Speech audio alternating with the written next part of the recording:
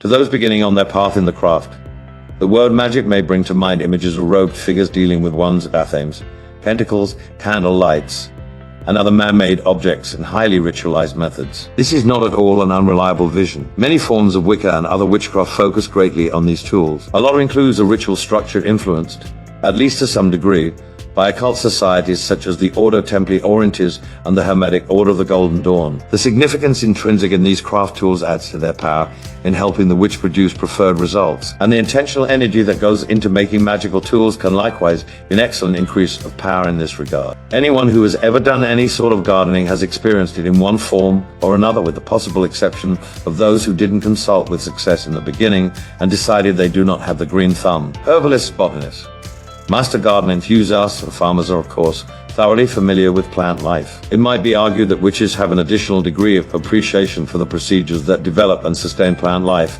and therefore all life, as they understand that plants have even more power than non-witches. Even the experts can understand. Anyone who has ever done any sort of gardening has experienced it in one form or another, with the possible exception of those who didn't consult with success in the beginning and decided they do not have the green thumb. Herbalists, botanists, master garden enthusiasts and farmers are, of course, thoroughly familiar with plant life. It might be argued that witches have an additional degree of appreciation for the procedures that develop and sustain plant life, and therefore all life, as they understand that plants have even more power than non-witches. Even the experts can understand. The ancient Greeks and Romans likewise had a comprehensive understanding of herbs spread throughout parts of Europe as the Roman Empire expanded, and was still being utilized in medical texts 1500 years later. The ancient Druids, the healers and magical professionals of the Celts, were likewise well versed in the use of many herbs.